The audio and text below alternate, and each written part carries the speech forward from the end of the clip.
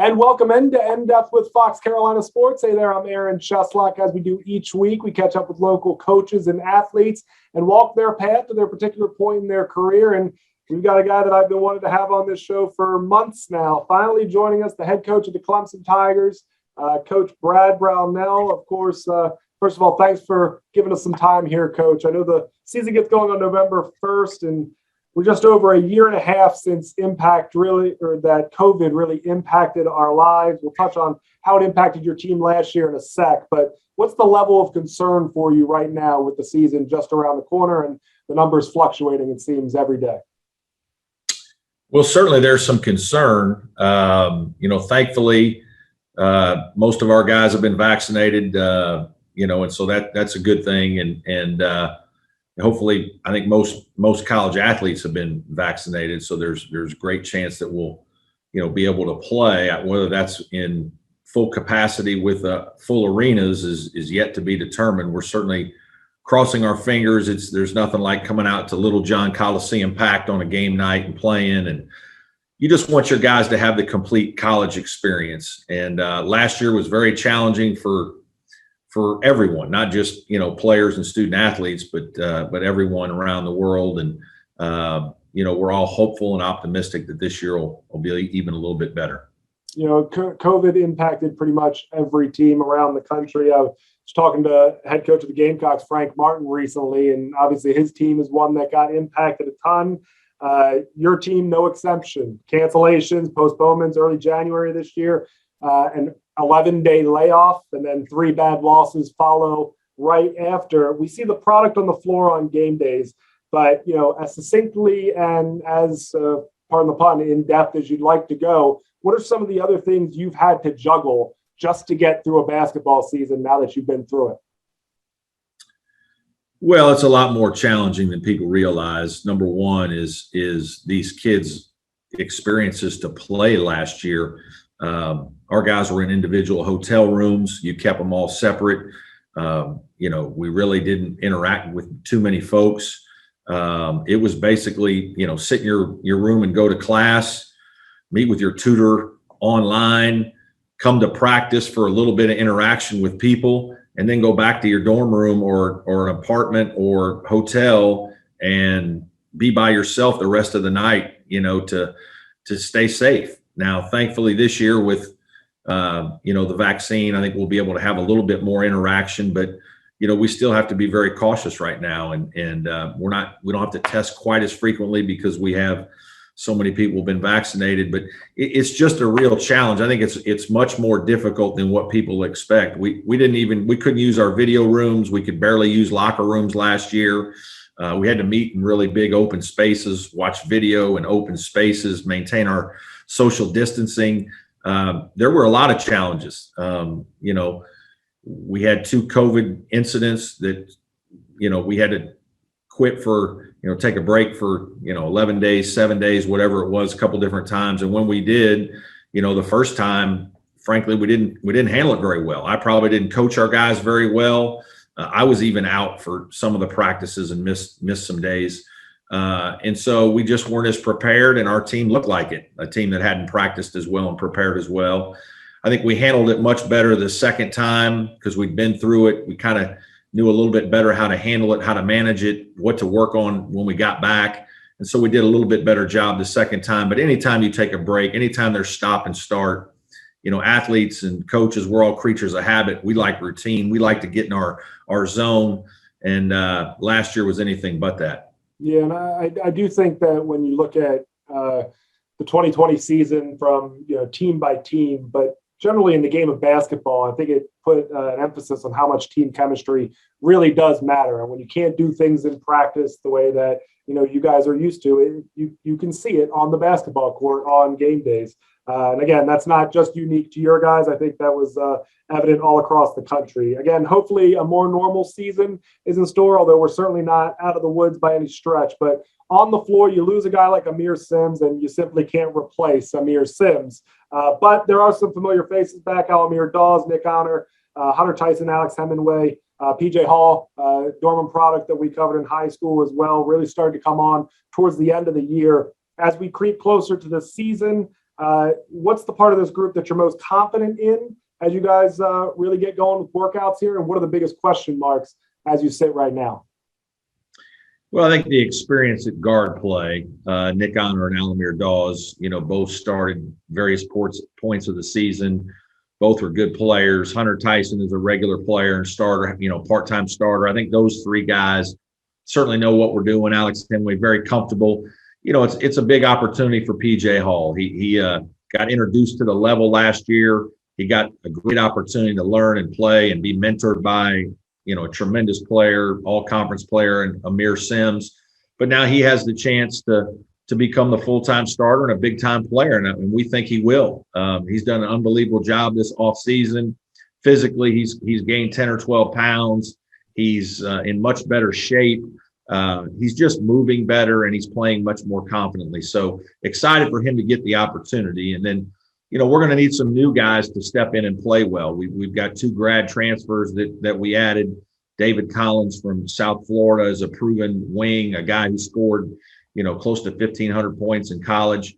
He's a guy that really is a proven player at this level, and a guy who can handle the ball. He can make shots. He's got a big, strong body. He's 6'4", 215 pounds. I mean, he's a grown man and a guy with really good experience. So we're excited about him. And then Naz Bohannon is kind of an undersized post player that 6'5.5", and a guy who really scored a bunch of points at the mid-major level, 16 points, 8 rebounds, a guy with, again, great experience, a guy who's got some productivity behind him, a guy who understands and has been coached. And so he's adjusting well to changing scenery and coming to Clemson. So I like our depth. I think we can play, 10 or 11 guys again, much like we did last year.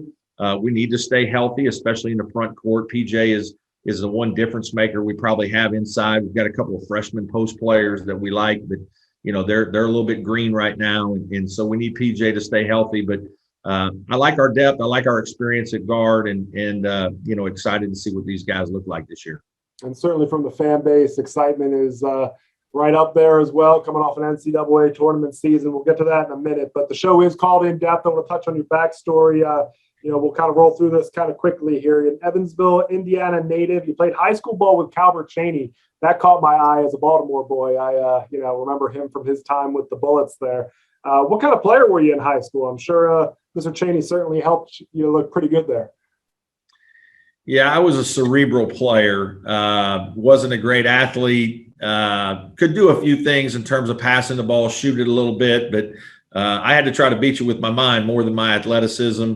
But I was very blessed. My dad was a high school coach, and so I was around the game my whole life, and made up for a lack of physical quickness with a little bit of mental quickness. But I played for a good coach, and as you mentioned, Calbert Chaney and a couple other guys that were good high school players. We had a good team, and it's fun to go back and see those guys when we get together back in Evansville.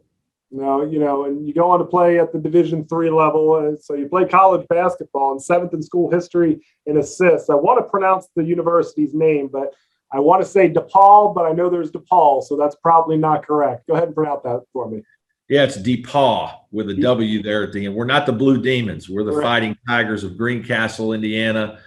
It's a great school. Again, I was very fortunate to play there on some good teams. We actually finished second in the national championship, lost the national championship game by a point my junior year, and coached by Royce Waltman, who was an assistant under Coach Knight at Indiana. So couldn't have been coached by a better person, and a guy who really taught me a lot about the game and strategy and just how to mentor young people. And then I worked for him as a grad assistant in the business at the University of Indianapolis a few years later. So again, I was very blessed. I played for and worked for a bunch of really good coaches, and that helped me in my journey here to Clemson. And I mean, it goes right into coaching soon after. Grad assistant at Evansville in 91, 92, the Indianapolis, you just mentioned, 92, 94, assistant at UNC Wilmington, 94 to 2002. Then you get the head coaching gig in 2002, 4 years at UNC Wilmington. Won the regular season CAA conference tourney and went dancing in the first and final years. You were the CAA coach of the year in both of those years that you went to the dance. Move on to Wright State after that in 2006. You win the Horizon regular season conference tournament, and you take the Rangers to the tournament in the first year. Horizon Coach of the Year in 2007, 2008, 20 or more wins in each of the last 3 seasons. A lot of success there on your journey to Clemson, and you're named the Tigers head basketball coach on April 13th, 2010, the 22nd in program history. And then 2011, you take the Tigers to the NCAA tournament. A lot of good players on that team, but obviously I want to get your take on coaching DeAndre Hopkins, obviously now a superstar with the Arizona Cardinals in the NFL, but a star at both sports at Daniel High School. What do you remember about him on the basketball court? I think there are a lot of folks that forget that he played college basketball. Did you know that football was his calling at that point, or was he good enough to go play pro ball as well? Well, it's pretty evident after his freshman year at Clemson in football that he was going to be a high-level football player and a pro. And so, I'd talked to Dabo because Nuke had called me and said, "Hey, Coach, football's over. I'd love to play basketball." And so Dabo and I spoke about it. And I knew that Nuke had been recruited some mid-major plus kind of basketball recruitment. So I was anxious to see him. When he came out, we were halfway through our season. So, it was January. Dabo's one of those guys that coaches his team all the way to the end of the year every year, and they're always playing in meaningful bowl games. So he came in late, did a nice job. He was very smart as a player, strong physical hands and toughness, as you would imagine. Took him a while to adjust to basketball shape and conditioning. Some things there are much different.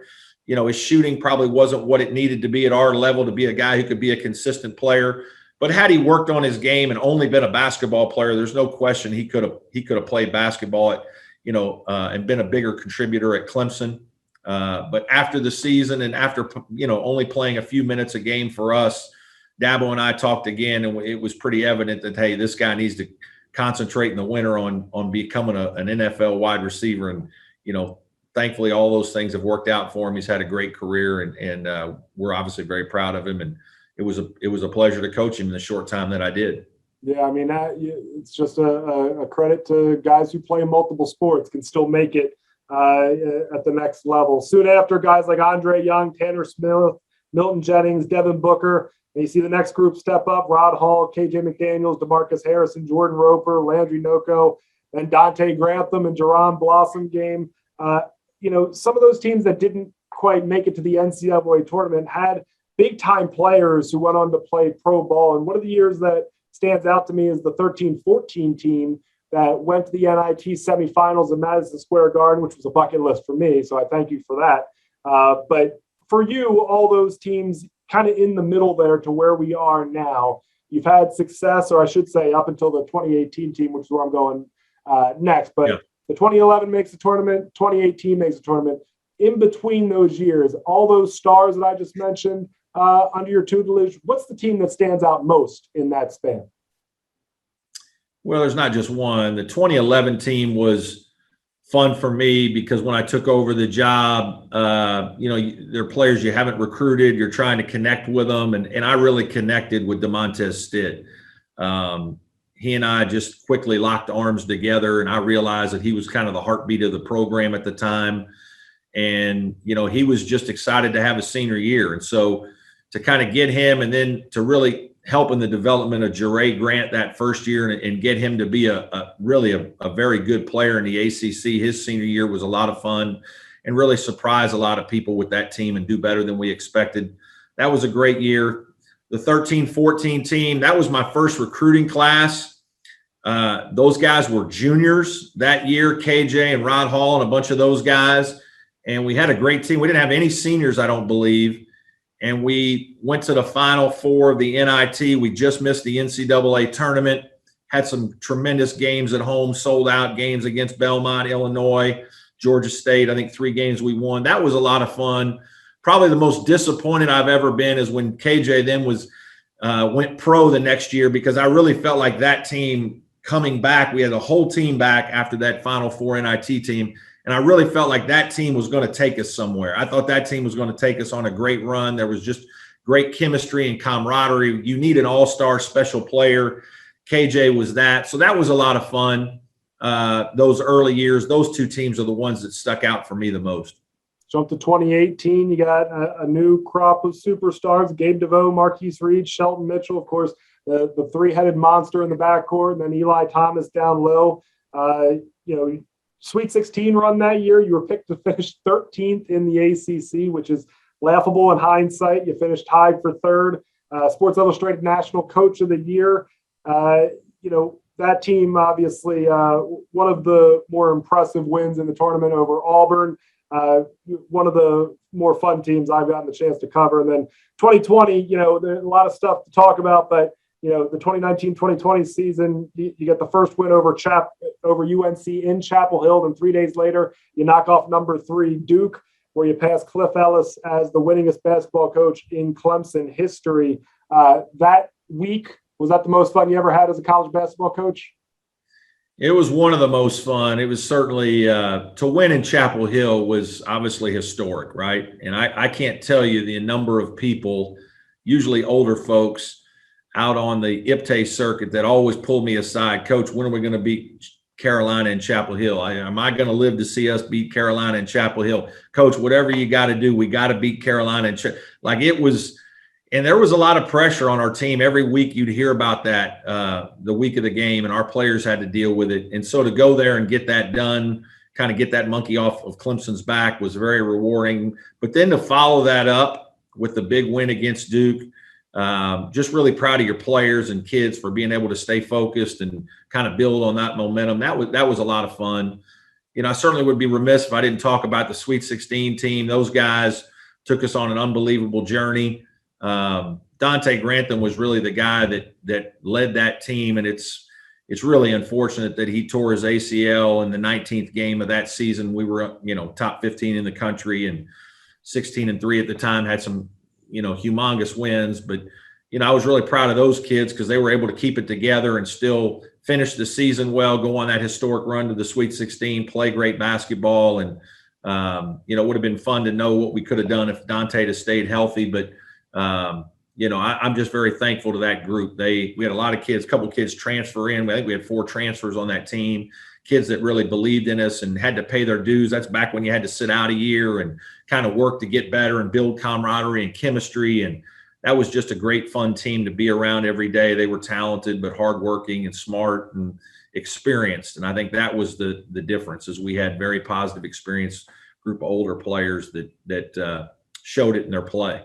Yeah, guard play always matters in the NCAA tournament. When you got a 3-headed monster the way you did, it was certainly impressive showing. And, just to touch on the 2020 back-to-back wins, UNC and Duke, if I remember correct, in fact, I remember very well correctly, we're all in New Orleans covering Clemson football in the national championship. And then we find out we've got this mega story sitting there. It's like, well, how do you do a sportscast when you have Clemson in the national championship and the streak finally comes to an end on the basketball court? I did lead with basketball that night. I do think you should know that. 2020, you beat Miami in the AC tournament, warming up to take on FSU. COVID stops everything. I have to imagine, as great of a moment as that week was for you just a couple months earlier, that this was one of the more jarring moments you've ever experienced in your coaching career. What's your mindset as it happens? As you look back on it now a year later, your thought process?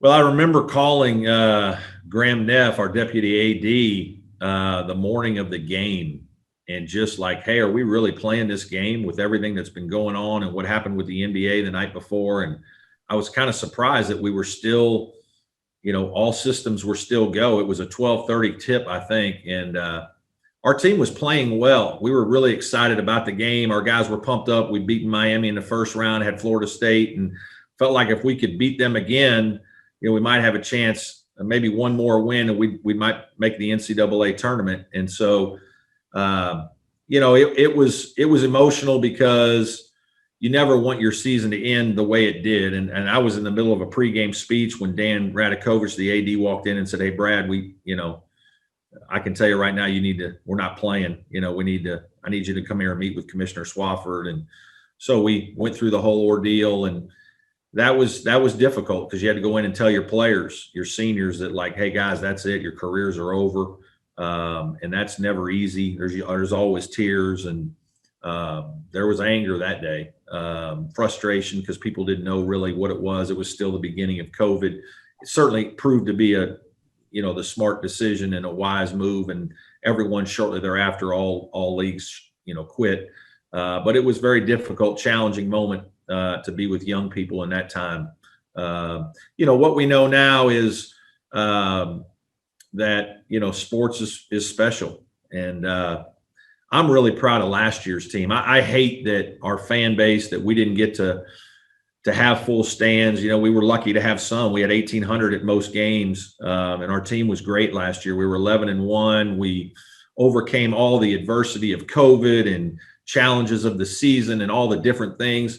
And we had a mature group, Amir Sims and Clyde Trapp, Jonathan Bear. We were older, and those kids deserve a lot of credit. Last year was as hard a year to coach as any, and our team played phenomenally well. We kind of petered out a little bit at the end, and it didn't end the way we wanted it to. But man, what a run that 4 or 5 months. We started out like gangbusters, played extremely well most of the season, kind of overcame a couple of COVID scares and held on and got it back together. And I just am, I'm disappointed and sad that our fan base didn't get to support those kids and see that team play. We were 11-1 in Little John.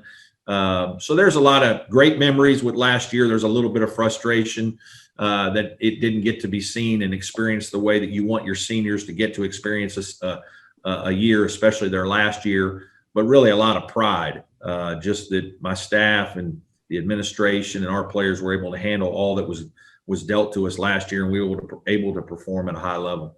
200 wins so far at Clemson. And again, you're coming off an NCAA tournament appearance. We mentioned all the guys that are coming back, so excitement certainly high for this upcoming season as well. Yeah, I know you got to get out of here, get to practice. I want to get 2 quick answers from you on 2 final questions, if you don't mind. You coached against a lot of all-time greats. Who's your favorite guy to go against, and who's the guy that, when the first time you faced him, you were awestruck? Now, the answer to that is the same. It's Bob Knight, and the story is kind of remarkable, really.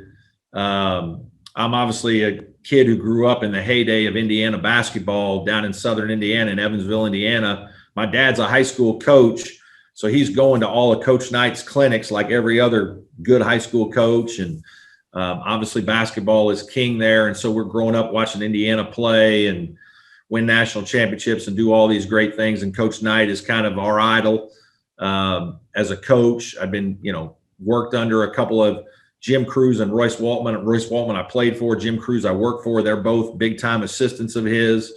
And ironically, when I was the associate head coach, assistant at UNC Wilmington, I was in charge of scheduling, and my head coach at the time, Jerry Wainwright, hey, we need to find a guarantee game. We got to go out and raise some money. And he said, I think he knew Coach Knight a little bit. He said, I think Coach Knight will play us out at Texas Tech.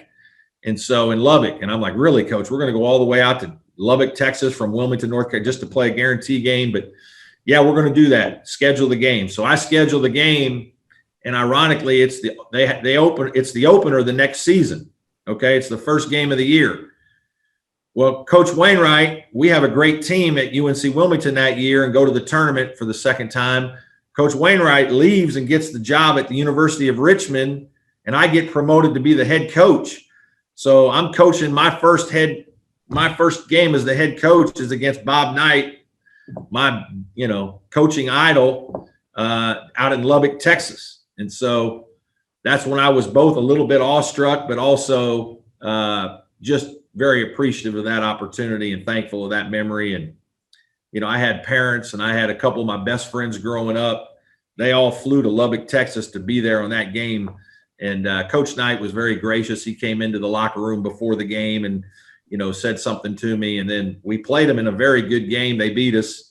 I had a good team. And then after the game, he came in and spoke to my team and really encouraged them. And so that was a great memory for me. Yeah, that's awesome.